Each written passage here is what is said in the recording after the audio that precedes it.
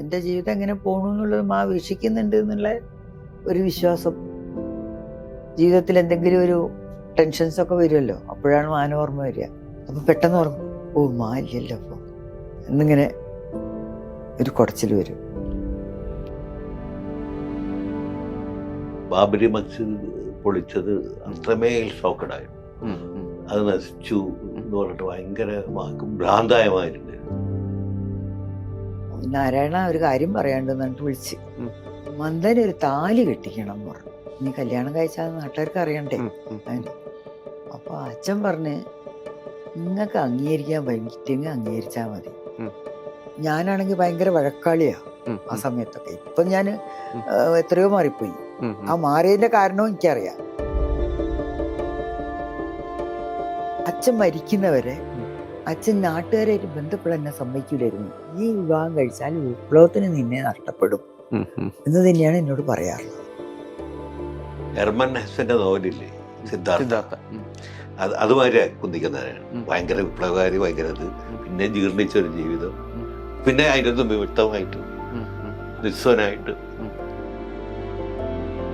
അച്ഛൻ കുറെ കഴിഞ്ഞപ്പം കുറച്ച് വ്യത്യസ്ത സ്വഭാവക്കാരൻ ആയി. കുറച്ച് പണം കയ്യിൽ വന്നപ്പം ആളുടെ സ്വഭാവം മാറി. അത് അമ്മയെ വല്ലാതെ വേദനിപ്പിച്ചിരുന്നു. അമ്മ ഒരു ഘട്ടത്തിൽ ഡൈവോഴ്സിന് വരെ ആലോചിച്ചിരുന്നു എന്നാണ് ഞാൻ മനസ്സിലാക്കുന്നത്. ഞാൻ പറയുന്നത് യാക്കൂബിന്റെ ഫസ്റ്റ് ലവറൊന്നും അല്ല.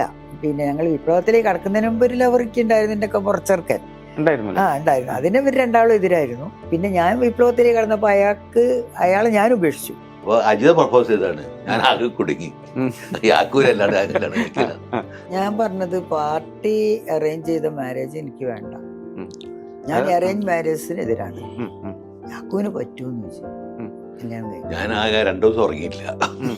പിന്നെ സിഗരറ്റ് വലിയും ഒക്കെ നല്ല കൂടുതലായിരുന്നു. സിഗരറ്റ് അല്ല, ബീഡി. അത് വിപ്ലവത്തിന്റെ ഒരു ഭാഗമായിരുന്നു.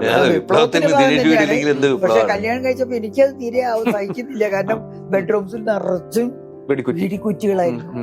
അതിഭീകരമായ കർക്കിടക, കടലടിക്കുന്നു, കടൽ പോകരുത് എന്നൊക്കെ പറയുമ്പോ മാനായിട്ട് കാർപ്പും മാക്ക് ആ കടല് കാണാൻ ഭയങ്കര ഇഷ്ടമാണ്. മാ പക്ഷെ കരഞ്ഞിട്ടില്ല കേട്ടോ. അച്ഛൻ മരിച്ചിട്ട് കരഞ്ഞിട്ടില്ല. ഞാൻ കുറെ നേരം കരയാണ്ടൊക്കെ പിടിച്ചു നിന്നു. അവസാനം എനിക്ക് അച്ഛൻ്റെ ബോഡി കൊണ്ടുപോകണപ്പോഴേക്ക് കുട്ടി. ഞാനുണ്ട് നിന്നോടൊപ്പം കർക്കിടക്കടൽ തിരമാലാക്ഷോഭം കാണുവാൻ, ഞാനുണ്ട് നിന്നോടൊപ്പം മരിച്ച സത്യാർത്ഥിക്ക് പ്രണാമങ്ങൾ അർപ്പിക്കുവാൻ.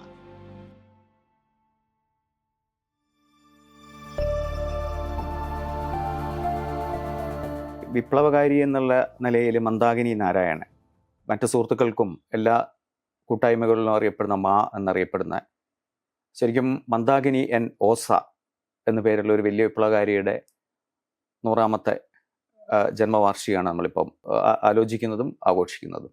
ഈ മന്ദാകിനി എൻ ഓസ എന്നുള്ളത് എങ്ങനെയാണ് വിശദീകരിക്കുന്നത്? നവീൻ ചന്ദ്ര ഓസ എന്ന് പറഞ്ഞ ആളുടെ മകളാണ് മന്ദാകിനി. മന്ദാകിനി നവീൻ ചന്ദ്ര ഓസ എന്നായിരുന്നു കല്യാണത്തിന് മുമ്പുള്ള പേര്. എല്ലാവരും, അതായത് പിന്നെ ഒരു കുടുംബം തന്നെ. ഇപ്പം നമ്മളിപ്പോൾ സംസാരിക്കുന്ന നിങ്ങൾ രണ്ടുപേരും എന്ന് പറഞ്ഞാൽ തന്നെ ഒരു കാലഘട്ടത്തിൽ എനിക്ക് തോന്നിയിട്ടുള്ളത് പിന്നെ ഈ പുൽപ്പള്ളി തലശ്ശേരി കലാപങ്ങളുടെയൊക്കെ സമയത്ത് ശരിക്കും പറഞ്ഞു കഴിഞ്ഞാൽ അതിനൊരു പുസ്തകത്തിന് പേരിടുകയാണെങ്കിൽ അമ്മയും മകളും നേതൃത്വം കൊടുത്ത വിപ്ലവം എന്ന് പറയേണ്ട രീതിയിലുള്ള ഒരവസ്ഥയാണ്. കാരണം മകൾ വിപ്ലവകാരിയായി മാറണം എന്ന് വിശ്വസിക്കുക മാത്രമല്ല, അതിനുവേണ്ടി എല്ലാ കത്തുകളൊക്കെ വായിച്ചു കഴിഞ്ഞാൽ അതിനുള്ളൊരു നിശ്ചയദാർഢ്യം മാത്രമല്ല, ആശയദാർഢ്യം കൂടി അജിതയ്ക്ക് വേണമെന്ന് വിചാരിച്ച ഒരമ്മയാണ്. അപ്പം ആ ചെറുപ്പത്തിൽ തന്നെയുള്ള, അതായത് പിന്നെ 2.5 വയസ്സുകാരി അജിതയും കൊണ്ടാണ് കോഴിക്കോട്ടേക്ക് വരുന്നത്. 2.5 മാസമുള്ള അജിതയും കൊണ്ടാണ് കോഴിക്കോട്ടേക്ക് വരുന്നത്. അപ്പം അത് തുടങ്ങിയിട്ടുള്ള എല്ലാ കാര്യങ്ങളും നമുക്ക് അന്നത്തെ ഒന്നും ഓർമ്മിക്കാൻ പറ്റില്ല. എന്നാലൊരു വിപ്ലവകാരിയായ അജിതയെ രൂപപ്പെടുത്തുന്നതിൽ മന്ദാകിനി തുടക്കത്തിൽ എങ്ങനെയായിരുന്നു? ഞാൻ ഓർമ്മ വെച്ച നാൾ മുതൽ അമ്മ ഗുജറാത്തി സ്കൂളിലെ ടീച്ചറായിരുന്നു, പഠിപ്പിക്കാൻ പോവുമായിരുന്നു. പിന്നെ അച്ഛനും അമ്മയായിട്ട് ഇംഗ്ലീഷിൽ അങ്ങോട്ടും ഇങ്ങോട്ടും, അവരുടെ സംഭാഷണം മുഴുവൻ ഇംഗ്ലീഷിലായിരുന്നു. കാരണം അച്ഛന് ഗുജറാത്തി അറിയില്ല, അമ്മയ്ക്ക് മലയാളവും അറിയില്ല. അപ്പോൾ ഇംഗ്ലീഷിലുള്ള സംഭാഷണങ്ങളൊക്കെ ഞാൻ ഇങ്ങനെ കേൾക്കും. പിന്നെ എന്നോട് അമ്മ ഗുജറാത്തിയിൽ കുറേ സംസാരിക്കും.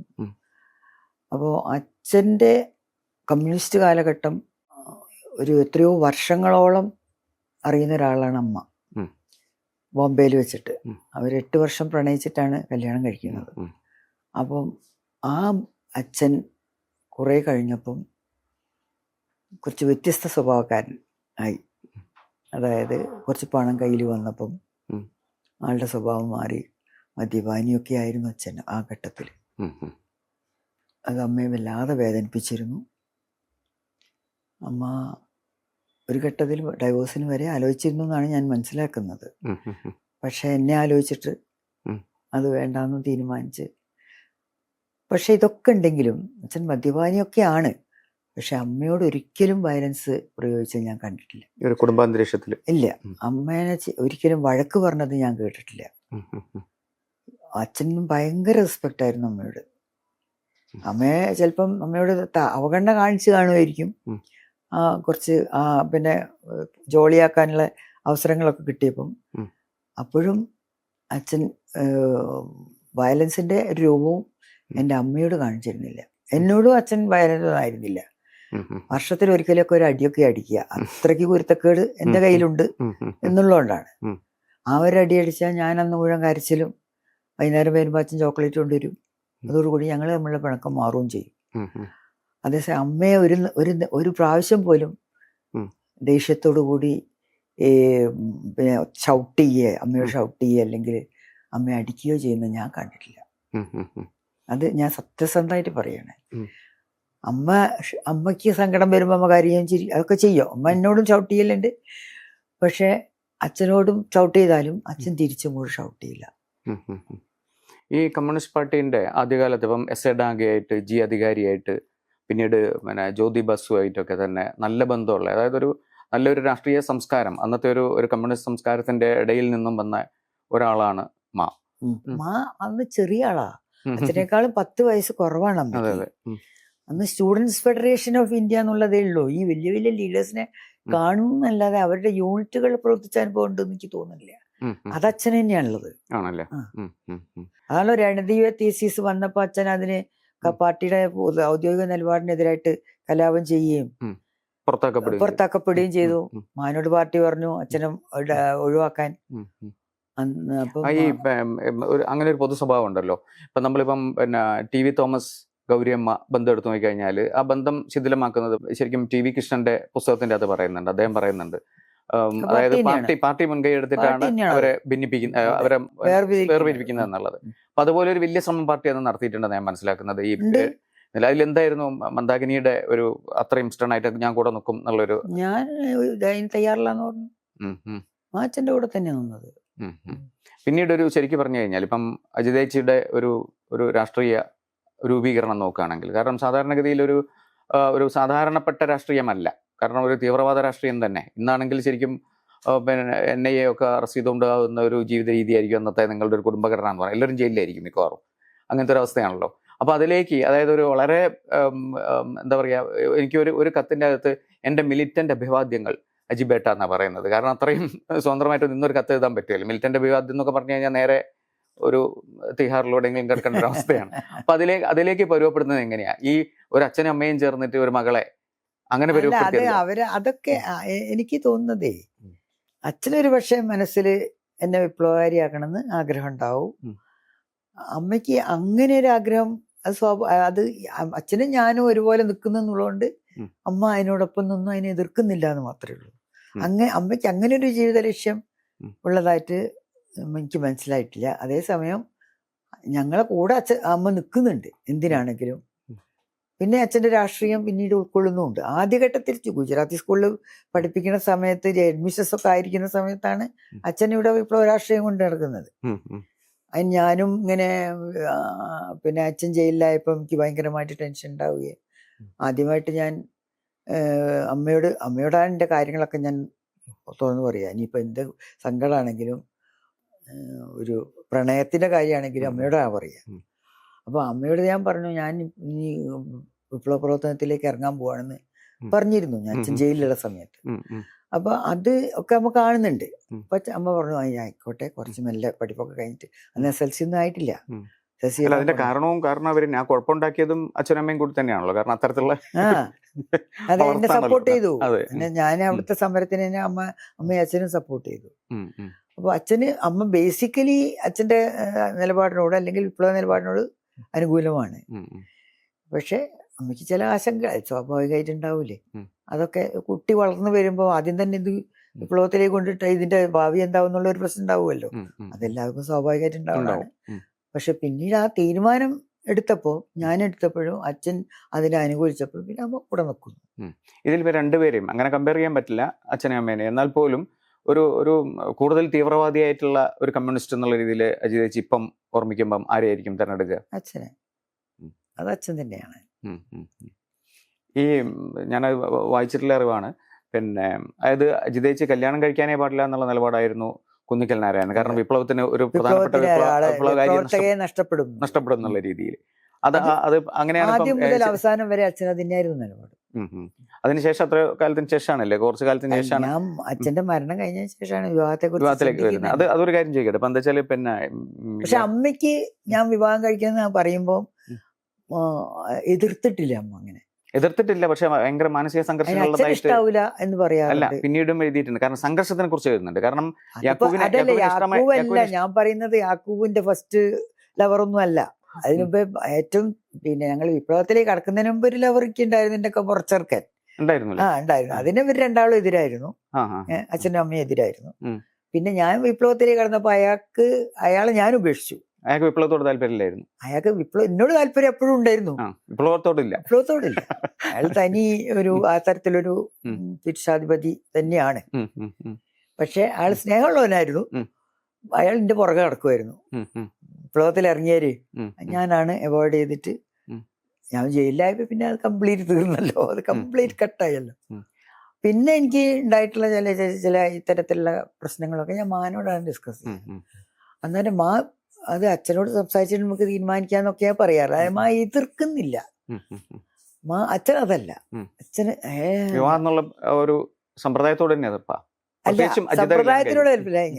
ഈ വിവാഹം കഴിച്ചാൽ വിപ്ലവത്തിന് നിന്നെ നഷ്ടപ്പെടും എന്ന് തന്നെയാണ് എന്നോട് പറയാറുള്ളത്. ഇതില് പിന്നെ ഒരു സ്ഥലത്ത് പിന്നെ മന്ദാകിനി നാരായണൻ എഴുതുന്നുണ്ട്, യാക്കൂബായിട്ടുള്ള ഒരു പിന്നീട് പരിചയപ്പെട്ട് കുറച്ചു കാലം കഴിഞ്ഞതിന് ശേഷം, അതായത് 15 വർഷമായി ഞാൻ യാക്കൂബിനെ പരിചയപ്പെട്ടിട്ട്, പക്ഷെ ഒരു അതായത് ഒരു വിപ്ലവകാരികളുടെ കുടുംബം എന്ന് പറഞ്ഞു കഴിഞ്ഞാൽ മുന്നോട്ട് കൊണ്ടുപോകാൻ വളരെ പ്രയാസമുള്ള സംഗതിയാണെന്ന് നമുക്ക് അത് ഒരു ലോക ലിറ്ററേച്ചർ വായിച്ചാലും ഇങ്ങോട്ട് ഏത് സാധനം ഹിസ്റ്ററി വായിച്ചാലും എല്ലാം നമുക്ക് മനസ്സിലാകുന്ന ഒരു സംഗതിയാണ്. കാരണം ചിലത് പലപ്പോഴും പല ആശയ സംഘർഷങ്ങൾ കൊണ്ടും ചെറിയ ചില ഭിന്നിപ്പുകളൊക്കെ മതിയല്ലോ. ഈ പറഞ്ഞ പോലെ കമ്മ്യൂണിസ്റ്റ് പാർട്ടികൾക്ക് തന്നെ 100-ലധികം അഭിപ്രായങ്ങളുടെ ഒരു സംഘടനയായിരിക്കും. അതിനകത്ത് രണ്ടുപേര് വളരെയധികം സംഘർഷങ്ങളായിട്ട് മുന്നോട്ട് പോകുന്ന ഒരു സ്വാഭാവികത അതിൻ്റെ അകത്തുണ്ട്. പക്ഷേ ഈ ഒരു കുടുംബത്തിനകത്ത് ഒരു നല്ല കപ്പിത്താനായി മാറി എന്നാണ് എഴുതിയിട്ടുള്ളത്. എങ്ങനെയാണ് ശരിക്കും പറഞ്ഞു കഴിഞ്ഞാൽ പിന്നെ അജിത് ചേച്ചിയെ കല്യാണം കഴിക്കുന്നതിന് മുമ്പ് തന്നെ യാക്കൂബുമായിട്ട് നല്ല സൗഹൃദവും ഇതൊക്കെ ഉണ്ട്. അജിത് ചേച്ചിയോട് വിവാഹത്തിന് വേണ്ടി ഒരാളെ കണ്ടെത്തണം എന്ന് പറയുന്ന പോലും ഞാനാണ്. യാക്കൂബ് എങ്ങനെയാണ് ആ ബന്ധം തുടങ്ങുന്നത്? സാധാരണ അമ്മായിയമ്മൻ്റെ അടുത്ത് ആരും പോയി കിടക്കൂല. ഞാനും അജിതയായിട്ട് ലഹളുണ്ടായാൽ ഞാൻ ആദ്യം പോവുക കിടന്ന് കെട്ടിപ്പിടിക്കലാണ് മാന്. അപ്പൊ അങ്ങനെ ഇതുണ്ടല്ലേ, അങ്ങനെ ടെൻഷൻ റിലീവ് ചെയ്തത്. അപ്പൊ എന്താണ് പറഞ്ഞ കാര്യം ഇല്ലല്ല, എനിക്ക് അത്രമേല് എന്താ പറയാ പ്രധാനപ്പെട്ട ഒരു എന്താ പറയാ എൻ്റെ കവിതയിൽ പറഞ്ഞിട്ടുണ്ട്. ഞാനത് എൻ്റെ കവിത ഉണ്ട്, ഭാഷാഭൂഷണിൽ വന്നാണത്. വരികൾ ഓർമ്മിക്കുന്നുണ്ടോ? ഞാൻ കവിതക്കിട്ട പേര് ഞാനുണ്ട് നിന്നോടൊപ്പം എന്നാണ്. അപ്പോൾ പറയുന്നതാണ്. കെ.സി. നാരായണ മാറ്റിങ്ങാണ്ട് മാന്നാക്കി, കവിതയുടെ പേര് തന്നെ അങ്ങനെ ആക്കിയത് കെ.സി. നാരായണ. മാ പറയാറുണ്ട് ഇങ്ങനെ എപ്പോഴും, ഞാനുണ്ട് നിന്നോടൊപ്പം കർക്കിടക്കടൽ തിരമാലാക്ഷോഭം കാണുവാൻ, ടൗൺ ഹാളിനെ എരിക്കും ഗദ്ദറിൻ ഗന്ധകപ്പാട്ടുകൾ കേൾക്കുവാൻ, ചെറുതുരുത്തിയിൽ ജുഗൽബന്ദികൾ തീർക്കും നിലാവിൽ അലിയുവാൻ, വയനാടൻ ചുരത്തിലിറങ്ങുന്ന മൂടൽ മഞ്ഞിൻ കൈവീശി നോക്കുവാൻ, ഗാന്ധി പാർക്കിലെ മാമ്പഴ പ്രദർശന സുഗന്ധം നുകരുവാൻ, ഞാനുണ്ട് നിന്നോടൊപ്പം മരിച്ച സത്യാർത്ഥിക്ക് പ്രണാമങ്ങൾ അർപ്പിക്കുവാൻ. ഞാനുണ്ട് നിന്നോടൊപ്പം എന്നാവർത്തിച്ചുരുവിട്ടും മുമ്പേ നടന്നും തലോടിയും മൗനത്താൽ സാക്ഷിച്ചും എൻ്റെ ബോധവും കാലസ്ഥലങ്ങളും മാറ്റിപ്പണിയുവാൻ ഇച്ഛിച്ചു നീ എന്നാകിലും എനിക്കായില്ല നീ ഇച്ഛിച്ച പോൽ. സൂര്യാഭിമുഖനായിരിക്കുവാനെങ്കിലും എൻ്റെ വഴിയും ജീവനുമായിത്തീർന്ന നിൻ്റെ അന്ത്യയാത്രയിൽ നിൻ ചെവിയിലോതുന്നു ഞാനുണ്ട് നിന്നോടൊപ്പം നിൻ ചിതയൊരുക്കുവാൻ നിൻ ചിത എരിക്കുവാൻ. അതാണ് കവിത. അത്രമേൽ ഞാൻ എന്താ പറയാ ഒപ്പം ഉണ്ടായിരുന്ന ഒരാളാണ്.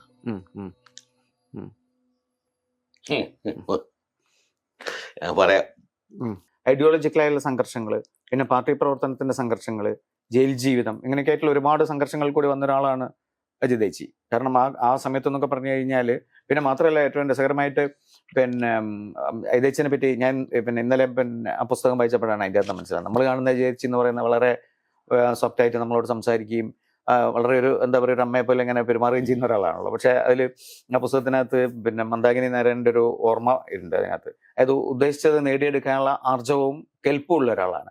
പക്ഷേ അജിതയുടെ പ്രശ്നം എന്താ വെച്ചാൽ അങ്ങനെ പോകുമ്പോൾ പലപ്പോഴും യാന്ത്രികമായിരിക്കും. വളരെ ഒരു ഇതായിട്ടുള്ള ഒരു സമീപനത്തിൽ കൂടിയാ പോവുക. പറയാറുണ്ട് കുതിരക്ക് ഒറ്റ കിട്ടിയ മാതിരി. അതെ, അത് ചിലപ്പോൾ പിന്നെ കുന്നിക്കൽ നാരായണൻ അത് ഇഷ്ടമായിരിക്കും. പക്ഷെ ഇതിലൊരു പിന്നെ കുറച്ചും കൂടി കാര്യങ്ങൾ മനസ്സിലാക്കുന്ന ഒരു രീതിയിലേക്ക് അത് അദ്ദേഹം പറഞ്ഞിട്ടുണ്ട്. സെൽഫ് സെന്റേർഡ് ആയ സ്വഭാവം മാറ്റണം അജി എന്ന് പറഞ്ഞിട്ടുണ്ട് പിന്നെ കുന്നിക്കൽ നാരായണൻ പോലും. അപ്പൊ ഇതിനകത്ത് കുറച്ചും കൂടി കാര്യങ്ങൾ റിയലിസ്റ്റിക് ആയിട്ട് മനസ്സിലാക്കാനുള്ള ഒരു ഇത് വരുന്നത് യാക്കോബിന്റെ വരവോട് കൂടിയാണ്. അല്ല, ഞാൻ ഇവരെ ഭൂമിയിലേക്ക് കൊണ്ടുവന്നാണ്. അതായത് ഈ ഞാൻ അജിതക്ക് വേറെ ഒരു രാമട്ടൻ എന്ന് പറഞ്ഞിട്ട് വളരെ ബഹുമാനമുള്ള ഒരാളുണ്ടായിരുന്നു. അജിത് ജയിലിൽ 8 കൊല്ലം കഴിഞ്ഞു. അപ്പം അജിത ഒരു പൂച്ചനെ ഇങ്ങനെ ഹാൻഡിൽ ചെയ്യും വീട്ടില്. അജിതനെ കാണുമ്പോ അപ്പൊ ഏകാന്തതയുടെ ഒരു എക്സ്പ്രഷൻ ആണത്. വ്യക്തിപരമായ ഏകാന്തത. അപ്പം കല്യാണം കഴിക്കുന്നതല്ലാന്ന് പറഞ്ഞിട്ട് ഞാൻ ഒരേ മെനക്കെട്ടിട്ടുണ്ടായിരുന്നു. അതായത് യാക്കൂബ് തന്നെ അന്വേഷിച്ചില്ലേ? അതെ, ഞാൻ തന്നെ പോയി, ഞാൻ തന്നെ ഇനീഷ്യേറ്റീവ് എടുത്തിട്ട് ഒരാളെ പ്രത്യേകിച്ചും പൊതുവെ ഇങ്ങനെ സംസാരിക്കുമ്പോൾ തന്നെ ഒരാളെ പ്രത്യേകിച്ച് ഇനീഷ്യേറ്റീവ് എടുത്ത് സംസാരിച്ചിട്ടുണ്ടായിരുന്നു മൂപ്പരോട് തന്നെ. അത് വർക്കബിൾ ആയില്ല. അപ്പൊ പിന്നെ എനിക്കന്ന് 23 വയസ്സാണ്, മനസ്സിലായോ? ഒരു 81-ലാണ്. അപ്പൊ 23-ാം വയസ്സാണ് എനിക്ക്. അപ്പൊ അജിത പ്രപ്പോസ് ചെയ്താണ്. ഞാൻ ആകെ കുടുങ്ങി. യാക്കൂരല്ലാണ്ട് അങ്ങനെയാണ്. അപ്പൊ പിന്നെ ഞാൻ പറഞ്ഞത് പാർട്ടി അറേഞ്ച് ചെയ്ത മാരേജ് എനിക്ക് വേണ്ട. ഞാൻ അറേഞ്ച് മാരേജിനെതിരാണ്. അത് പാർട്ടി അറേഞ്ച് ചെയ്താലും എനിക്ക് അതിനോട് യോജിപ്പില്ല. യാക്കൂവിന് പറ്റൂന്ന് ചോദിച്ചു കല്യാണം കഴിക്കും. ഞാൻ ആകെ 2 ദിവസം ഉറങ്ങിയില്ല. അങ്ങനെ ഒരു ബന്ധമായിരുന്നില്ലല്ലോ. ഞാൻ വളരെ റെസ്പെക്ട് യാക്കൂവിനേക്കാൾ ചെറുതല്ലേ ഞാന്. അതായത് 8 വയസ്സ് കുറവാണ് ഞങ്ങൾ. അപ്പൊ ഞാന് ഇവര് ജയിലിൽ നിന്ന് വന്നതും വളരെ യാന്ത്രികമായ ഒരു വേ ഓഫ് തിങ്കിങ് ആയിരുന്നു ആ കാലത്തുണ്ടായിരുന്നത്. അങ്ങനെ ആണ് ഇത് മനസ്സിലാക്കുന്നത് അവരുടെ തന്നെ രീതികളിൽ. അതായത് ഇപ്പൊ ഒന്ന് വളരെയധികം എനിക്ക് കേരളത്തിലെ എല്ലാ ആളുകളായിട്ടുള്ള ബന്ധമാണ്. പക്ഷെ ഇങ്ങനെ ഞാൻ അങ്ങനെ ആവുന്നത് തെറ്റാണോ? സിനിമയെ കുറിച്ച് അജിത ഭയങ്കര, ഞാൻ ഒരു സിനിമ കാണാൻ പോയി, അത് പറഞ്ഞുകൊണ്ട് ഭയങ്കര കത്ത്, അത് ഭയങ്കര മുതലാളിത്ത ജീർണതയുടെ എക്സ്പ്രഷനാണ് ഈ സിനിമ എന്ന് പറയുന്നത്.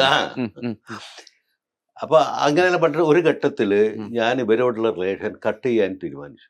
പൊളിറ്റിക്കലി സിദ്ധാന്തപരമായ ആയിട്ട് ഇവരാണ് ശരി. കെ വേണുവിന്റെ ചാരുവന്താർ ലൈനുകൾ തമ്മിലുള്ള യുദ്ധം. അപ്പൊ സിദ്ധാന്തപരമായ അപ്പം പറഞ്ഞു, ഇനി അച്ചേട്ടെന്ന് പറഞ്ഞ ഒരാളുടെ മുഖാന്തരാണ് ഈ അന്ന് പഴയൊരു സ്റ്റൈൽ വെച്ചിട്ട്. അപ്പം മാക്ക് മനസ്സിലായി ഇവരുടെ ഒരു മെത്തഡോളജിക്ക് എന്തോ ഒരു കുഴപ്പമുണ്ട്. അപ്പം പറഞ്ഞു നമുക്ക് എന്തുണ്ടെങ്കിലും നേരിട്ട് സംസാരിക്കാം. നേരിട്ട് സംസാരം തുടങ്ങിയതിന് ശേഷമാണ് ആ റിലേഷൻ റെഡിയായി വരുന്നത്. അത് സ്പാർക്ക് ചെയ്ത് ഓർക്ക് പെശകുണ്ട്. കാരണം ഇത് അജിനെ കുറ്റം പറയാൻ കഴിയില്ല. കാരണം ഏകാന്ത തടവ് കഴിഞ്ഞിട്ട് വരികയാണ്. മായും ഇങ്ങനെ ടെൻഷനിലാണ്. അപ്പം വാസ്തവബോധം കുറവായിരുന്നു. എനിക്ക് തോന്നുന്നത് പിന്നെ ഇപ്പം മായ എഴുതിയ കത്തുകളും കുറിപ്പുകളും ഒക്കെ വെച്ച് നോക്കുമ്പോൾ ഈ പ്രസ്ഥാനത്തിന് വരുന്ന ഒരു ഐഡിയോളജിക്കൽ ശൈഥില്യം കൃത്യമായിട്ട് മനസ്സിലാക്കിയിട്ടുള്ള, ഇപ്പം അജിതേച്ചിനേക്കാളും കൂടുതൽ മനസ്സിലാക്കിയിട്ടുള്ള ഒരാളാണ് അല്ലെങ്കിൽ അന്നത്തെ മറ്റു വിപ്ലവ നേതാക്കന്മാരെക്കാട്ടും ഒക്കെ കൃത്യമായിട്ട് മനസ്സിലാക്കിയിട്ടുള്ള ഒരു വളരെ എഴുത്തിന്റെ ശരിയാണ്, ഒരു പരിണാമം ഉണ്ടായിരുന്നു. വളരെ ശരിയാണ്. അപ്പൊ അത് വരുന്ന സമയത്ത് തന്നെ ഇപ്പം അജിത ഈ പറഞ്ഞ പോലെ അജിത എന്നുള്ള ഒരു വിപ്ലവകാരിയുടെ രൂപീകരണത്തിൽ പങ്കെടുത്ത ഒരാൾ എന്നുള്ള രീതിയിൽ തന്നെ അതുകൊണ്ടുണ്ടാകാൻ പോകുന്ന മകൾ എന്നുള്ള രീതിയിലുള്ള പ്രതിസന്ധിയെ കുറിച്ചും അനുഭവിക്കേണ്ടി വരുന്ന പ്രതിസന്ധികളെ കുറിച്ചും മന്ദാകിനി നാരായണന് അറിയാമായിരുന്നു. അതെ, എന്നോട് ചോദിച്ചിട്ടുണ്ട്, നിങ്ങൾ മാരേജ് ചെയ്യണതിന് പകരം ലിവിങ് ടുഗദർ പോലുള്ള ഒരു മെക്കാനിസം പറ്റുമോ? അപ്പൊ അത് പറ്റില്ല എന്നുള്ളൊരു പൊസിഷൻ ആയതാണ്. എന്താ അങ്ങനെ അത് പറ്റാ? ശരിക്കും പിന്നെ മന്ദാകിനിയും കുന്നിക്കലും ലിവിങ് ടുഗദർ ആയിരുന്നു ആദ്യകാലത്തെ. അതെ, ആണ് പറയുന്നുണ്ട്. അവര് വിവാഹം ഒരു ഒഫീഷ്യലായിട്ടുള്ള മാരേജിന് മുമ്പ് ലിവിങ് ടുഗദർ ആണ്. അന്നത്തെ കാലത്ത് നമുക്ക് ആലോചിക്കാൻ പറ്റാത്തൊരു സംഗതിയാണ്. അതെ, അതിനെ പറ്റിയിട്ട് എനിക്ക് അറിഞ്ഞുകൂടായിരുന്നു എന്താണ് മറുപടി പറയേണ്ടത്. അപ്പൊ പിന്നെ എങ്ങനെയാണ് ഈ സാമൂഹികമായ അന്ന് ഈ ലിവിങ് ടുഗദർ എന്നുള്ളത് കേരളത്തിൽ ഇല്ല. അതെ, കേരളത്തിൽ അങ്ങനെ ഒരു വ്യാപകമായിട്ടില്ല. അതിനുള്ള ധൈര്യമുള്ള അതിന് ധൈര്യം ഉണ്ടായിരുന്നില്ല. ശരിക്കും രണ്ട് വീട്ടുകാരുടെയും ഭാഗത്തുനിന്ന് എതിർപ്പുണ്ടായല്ലോ. ഇപ്പൊ യാക്കൂബ് ഈ പാർട്ടി സംവിധാനത്തിലൊക്കെ യാക്കൂബ് അംഗീകരിക്കപ്പെടുന്നുണ്ടെങ്കിലും എന്നാൽ പോലും വളരെ യാഥാസ്ഥിതികമായ ഒരു സിറ്റുവേഷനാണ് പിന്നെ അജിതേച്ചിയുടെ കുടുംബത്തിനകത്തുള്ളത് എന്നുള്ളത്. അജിതേച്ചിക്കല്ല, മന്ദാകിനിക്കുമല്ല, അല്ലെങ്കിൽ കുന്നിക്കൽ നാരായണനല്ല. പക്ഷെ ആ കുടുംബങ്ങൾക്കകത്തൊരു വലിയ സംഘർഷാവസ്ഥ തന്നെ, അങ്ങോട്ടും ആൾക്കാർ വിട്ട് പിരിഞ്ഞു പോകുന്നു. മരിച്ചുപോയതിനു ശേഷം. പക്ഷെ അതെ, മരിച്ചുപോയതിനു ശേഷം ആ കുടുംബം കുന്നിക്കലിനെ പോലെ അല്ലല്ലോ. അല്ല. അതുകൊണ്ട് തന്നെ വലിയ സംഘർഷം വന്നിട്ടുണ്ടെന്ന് ഞാൻ മനസ്സിലാക്കുന്നത്. അതിന്റെ എഴുത്തുകളൊക്കെ കണ്ടിട്ട് പലരും വിട്ടുപോകുന്നുണ്ട്, പലരും ബോംബെക്ക് തിരിച്ചു പോകുന്നുണ്ട്. അവരുടെ എതിർപ്പുകളൊന്നും ഞങ്ങൾ മൈൻഡ് ചെയ്യാറില്ല. നിങ്ങൾ മൈൻഡ് ചെയ്തിട്ടില്ല. അവർക്കും അത് അവരെ പ്രശ്നമാവുന്ന രീതിയിൽ ഞങ്ങൾ പെരുമാറിയിട്ടുമില്ല. പ്രശ്നം എന്താന്ന് വെച്ചാൽ അവർക്ക് ഇഷ്ടമല്ലായിരുന്നു എന്നുള്ളത് ശരിയാണ്. പക്ഷെ അവരുടെ വീടാണ്, അവരവിടെ തന്നെ താമസിക്കുമല്ലോ. പിന്നെ ബോംബെയിൽ ഞാൻ പോയതാണ് എന്റെ അമ്മാവനെയും അമ്മൂമ്മേനെയും കാണാൻ വേണ്ടിട്ട്. എന്റെ അമ്മ പറഞ്ഞു തീരുമാനം എടുക്കുന്നതിന് മുമ്പേ അവരെ പോയി കണ്ട് അവരെ കൺവിൻസ് ചെയ്യണം നീ എന്ന് പറഞ്ഞു. ഈ ബന്ധം അവരോട് നീ പറയണം, ഇത്രയും കാലം അവരാണ് നമ്മളെ സപ്പോർട്ട് ചെയ്തത്, അപ്പൊ അവരെ നിങ്ങൾ അറിയിക്കുക തന്നെ വേണം. അപ്പൊ ഞാൻ പോവാന്ന് പറഞ്ഞു. അങ്ങനെ പോയതാ. എന്നിട്ട് അവരോട് സംസാരിച്ച് ഇപ്പൊ അതാണ് തീരുമാനിച്ചത്, ഞങ്ങൾ എതിർത്തിട്ട് എന്താന്നാണ്. അവർക്കൊന്നും എതിർപ്പിന്റെ പ്രശ്നമില്ല. മന്ദാകിനി നാരായണൻ എഴുതിയിട്ടുള്ളത് പിന്നെ അതായത് എനിക്ക് ഇതിനകത്തെ ജാതി മതബോധങ്ങളൊന്നും ഇല്ല എന്നുള്ളത് നമുക്ക് ഉറപ്പാണല്ലോ. കാരണം അത്രയും വലിയൊരു വിപ്ലവകാരിയായിരുന്ന മന്ദാകിനിക്ക് അങ്ങനത്തെ ഒരു ബോധമല്ല. പക്ഷെ ചുറ്റിലും നിൽക്കുന്ന ആൾക്കാർക്കൊക്കെ അന്നേരം ഈ പറഞ്ഞ ജാതി മതബോധം. ഞങ്ങള് ആദ്യകാലം ഈ തലശ്ശേരി പുൽപ്പള്ളിക്ക് ശേഷം ഞങ്ങൾ ആ കുടുംബത്തിലെ റിബൽസ് ആണ്. അതെ. അപ്പൊ അത് ഞങ്ങൾ എന്തായാലും അവരെ ബാധിക്കാനൊന്നും പോണില്ല, അവരല്ലാതെ ബാധിക്കാൻ പോകുന്നില്ല. അപ്പം അവരായിട്ടുള്ള ബന്ധം ഒരു തരം എന്താ പറയാ ലവ് ആൻഡ് ഹേറ്റ് റിലേഷൻഷിപ്പ് എന്നുള്ള രീതിയിലാണ്. അതുകൊണ്ട് അത് ഇപ്പൊ ഉമേഷ് എന്ന് പറയുന്നത് കുരിശുപാപ്പന്റെ മോനാണ്. ഉമേഷാണ് യാക്കൂക്കാനെ യാക്കൂക്കാനെ ഇൻട്രോഡ്യൂസ് ചെയ്യും. ഉമേഷിന്റെ ഫ്രണ്ട് ആയിരുന്നു യാക്കൂക്ക. ഓനെ മലയാളം പഠിപ്പിക്കാൻ പോകും ഉമേഷിനെ. ഞാൻ അപ്പത്തിന് പീഡിഗ്രി ഒഴിവാക്കി ഒരു തരം ഇതായിട്ടുണ്ടായിരുന്നു. ആ പീഡിഗ്രിക്ക് ഇവിടെ ജോയിൻ ചെയ്തിരുന്നു ആർട്സ് കോളേജിൽ. അപ്പൊ ഞാൻ 3 മാസം പോയിട്ടുള്ളൂ. അപ്പത്തിന് നാട് എന്നുള്ള മാതിരിയുള്ള ആലോചന വന്നിട്ട് അപ്പൊ ഞാൻ അവിടെ പോയി തുടങ്ങിയത് ഓനെ മലയാളം പഠിപ്പിക്കാൻ. അത് ഒച്ചത്തില് ആയിട്ട് അങ്ങനെയാണ് മനസ്സ് എന്നെ അറിയുന്നത്. ആദ്യം ഇങ്ങനെ ആളെ അറിയുന്നത് എന്റെ ശബ്ദത്തിൽ നിന്നാണ്. ഈ ബാലാമണി അമ്മയുടെ അതാണ് ഓനെ പഠിപ്പിച്ചത്. അങ്ങനെയാണ് ഞാൻ അവിടെ ആ വീട്ടിൽ ചെന്ന് തുടങ്ങുന്നത് അതിനാണ്. ഈ ജീവിതത്തിൽ സാധാരണഗതിയിൽ ഇങ്ങനെ രണ്ടുപേരും ഒന്നിച്ച് താമസിക്കുമ്പോൾ ഒക്കെ സംഘർഷങ്ങൾ സ്വാഭാവികമായിട്ട് ഉണ്ടാവുമല്ലോ. ഒരിക്കൽ യഥേച്ചി തന്നെ നിങ്ങൾ രണ്ടുപേരും കൂടി ഒരു സൈക്കാട്രിസ്റ്റിന്റെ അടുത്ത് പോയപ്പം ആ സൈക്കാട്രിസ്റ്റ് നിങ്ങൾ രണ്ടുപേരെയും കുറേയധികം കൗൺസിൽ ചെയ്തിട്ട് പറയുന്നുണ്ട്, നിങ്ങൾ വീട്ടിൽ തന്നെ ഉണ്ടല്ലോ. അതെ, ON വാസുദേവനാണ്. ON വാസുദേവൻ ഇപ്പത്തെ ആളുടെ അച്ഛൻ. ON വാസുദേവൻ ഋഗ്വേദം ട്രാൻസ്ലേറ്റ് ചെയ്ത ആളുടെ മകനാണ് ON വാസുദേവൻ. മൂപ്പര് പറഞ്ഞ മാറി ഒരാളുണ്ടാവും, രണ്ടാണ് എന്തിനാ വന്നത്, വേറെ കൗൺസിലിംഗ് ആവശ്യമില്ലല്ലോ. അപ്പൊ ഞാൻ നേരത്തെ പറഞ്ഞ പോലെ തന്നെ, അതായത് ഇപ്പൊ ഈ ഐഡിയോളജിക്കൽ പ്രശ്നങ്ങൾ കാണുന്ന പോലെ തന്നെ ഇതൊക്കെ കുടുംബത്തിനകത്ത് ഉണ്ടാക്കുന്ന സംഘർഷങ്ങളെ കുറിച്ചും മാക്ക് നല്ല ധാരണ ഉണ്ടായിരുന്നു. അതല്ല ഡെഫിനറ്റ് ആയിട്ടും യാക്കൂബാന്റെ സപ്പോർട്ട് നിൽക്കുമായിരുന്നു. കാരണം എന്താ വെച്ചാൽ ഞാന് പലപ്പോഴും നിങ്ങൾ പറഞ്ഞല്ലോ, എല്ലാവർക്കും അറിയുന്ന പോലെ തന്നെ ഞാൻ ജയിലിൽ നിന്ന് വന്ന് ഒരു പ്രത്യേക തരത്തിലുള്ള മാനസികാവസ്ഥയിലാണ് ഞാനുള്ളത്. അപ്പൊ ഞാൻ ഈ പറഞ്ഞ പോലെ യാക്കൂബ നേരത്തെ പറഞ്ഞ പോലെ ഭൂമിയിലേക്ക് ഇറങ്ങി വരാൻ എനിക്കൊരു പ്രോസസ് ഉണ്ട്. ആ പ്രോസസ്സ് എടുക്കും. ഞാൻ കല്യാണം കഴിക്കുമ്പോഴും ഉം.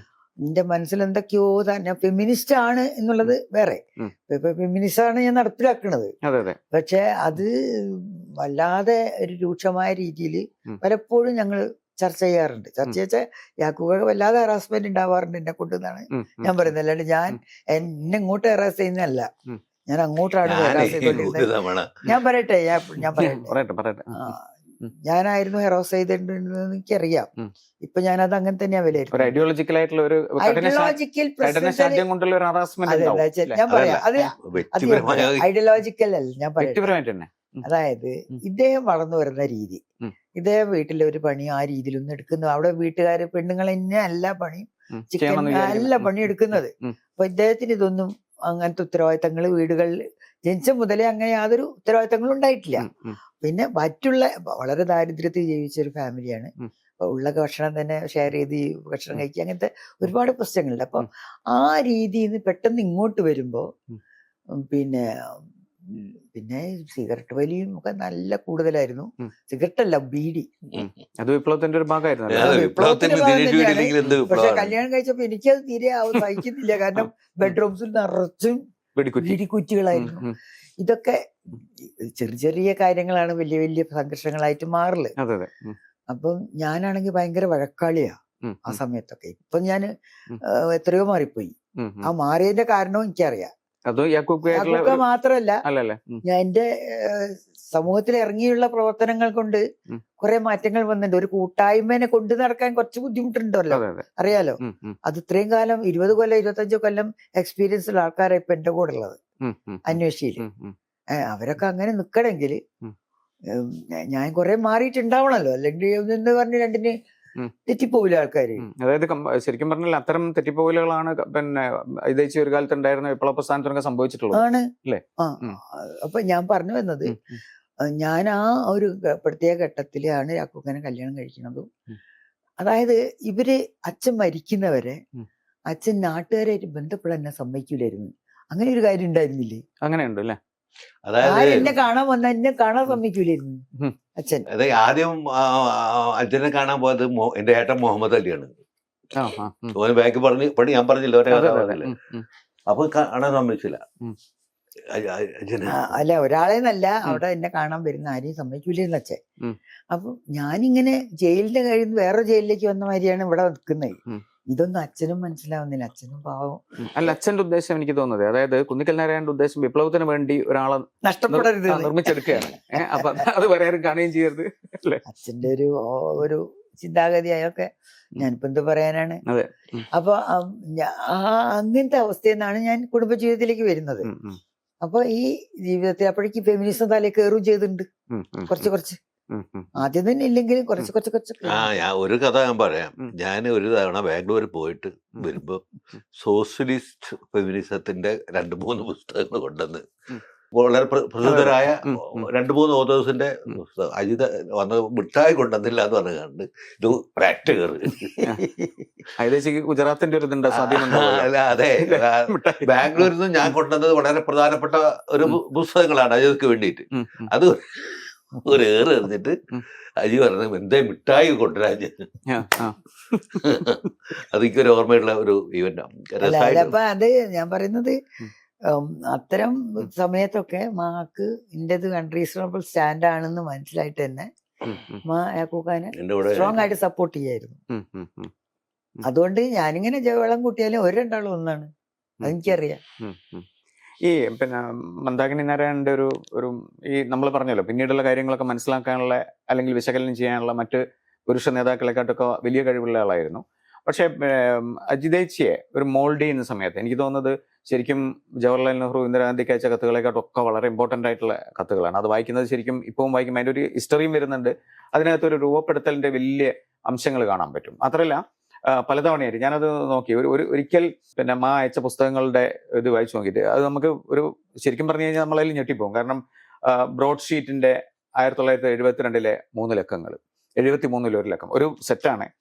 ജോവാൻ റോബിൻസന്റെ കൾച്ചറൽ റെവല്യൂഷൻ, അതിന്റെ ഏറ്റവും പുതിയ പതിപ്പ് കണ്ടെത്തിയിട്ട് അത് അയക്കുകയാണ്. പിന്നെ എഡ്ഗാർ സ്നോയുടെ ചൈന ടുഡേ, അതിന്റെ പുതിയ പതിപ്പ്. പിന്നെ വാൻഗാർഡിന്റെ 8 ലക്കങ്ങൾ, ഓസ്ട്രേലിയൻ കമ്മ്യൂണിസ്റ്റിന്റെ ഒരു ലക്കം, പിന്നെ ഒരു തവണ അയക്കുന്നത് പിന്നെ മാർക്സിന്റെ കലക്ടഡ് വർക്ക്സ്, ഇതൊക്കെയാണ് അയക്കുന്നത്. അപ്പൊ അതെന്തായാലും വെറുതെ അയക്കൂല. കാരണം വെച്ചാല് അത് ഞാൻ വായിക്കാറുണ്ട്. അജിതേച്ചിനെ അങ്ങനെ രൂപപ്പെടുത്തുക എന്നുള്ള ഒരു ഇതുമുണ്ട് അല്ലേ? അപ്പൊ ആ രീതിയിലുള്ള ഒരു പിന്നെ അതെ. ശരിക്കും ഒരു വിപ്ലവം, അതായത് ഈ കുന്നിക്കലിന്റെ ചിന്താഗതിയിൽ ഉറച്ചു നിർത്തുക എന്നുള്ള ഒരു കുന്നിക്കൽ പിന്നെ അതായത് മകളെ പിന്നെ വിപ്ലവത്തിന് ദാനം ചെയ്യുന്നു, അമ്മ അതിനുവേണ്ടി വളർത്തിയെടുക്കുകയും ചെയ്യുന്നു. അങ്ങനെ ഒരു പൊസിഷനായിരുന്നു അവരുടെ രണ്ടുപേരുടേതും ഇല്ലേ? അപ്പൊ അത് അങ്ങനെ ഈ പുസ്തകങ്ങളൊക്കെ അതേപോലെ തന്നെ വായിച്ച് ഞാൻ വായിക്കാറുണ്ട്, ഇല്ലേ? എല്ലാം വായിക്കാറുണ്ട്. കിട്ടിയ പുസ്തകങ്ങളൊക്കെ ഞാൻ വായിച്ചിട്ടുണ്ട്. ദാസ് ക്യാപിറ്റലൊക്കെ ഞാൻ വായിക്കുന്നത് അവിടുന്നാണ്, ജയിലിനാണ്. ലെനിന്റെ പുസ്തകങ്ങള്.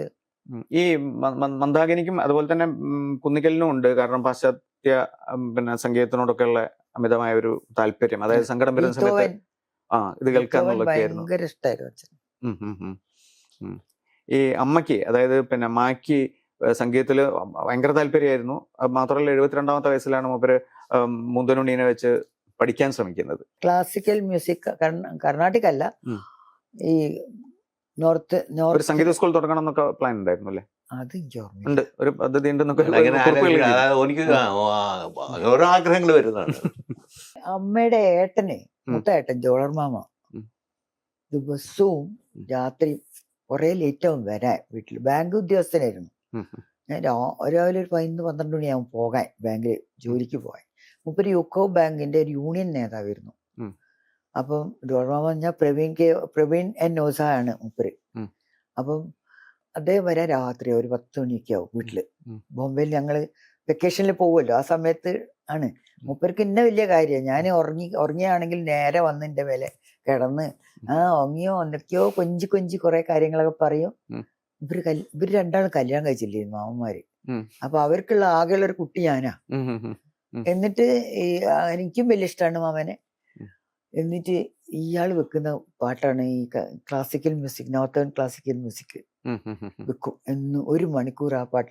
ഒരു ഓൾ ഇന്ത്യ റേഡിയോയിൽ എല്ലാ ദിവസവും അങ്ങനെ ഒരു പ്രോഗ്രാം ഉണ്ടായിരുന്നു രാത്രി.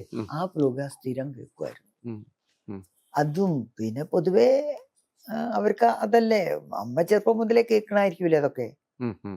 പിന്നെ ഒരു ആഫ്രിക്കൻ, അതായത് അന്ന് തന്നെ ഒരു പിന്നെ വർഗപരമായിട്ടും രാഷ്ട്രീയമായിട്ടും ഒക്കെ മാക്കി പാട്ടുകളോട് അതുപോലെ മായ, പിന്നെ നമ്മുടെ ഒരു കവിതകൾ ഇടയ്ക്കിടയ്ക്ക് കോട്ട് ചെയ്യുന്നുണ്ട്. പിന്നെ മായ ആഞ്ചലോയുടെ കവിതകൾ കോട്ട് ചെയ്യും. അത് മാത്രമല്ല കത്തുകളിൽ എത്ര തവണയാണ് കവിതകൾ കോട്ട് ചെയ്യുന്നത്, പല കവിതകളും കോട്ട് ചെയ്യുന്നു.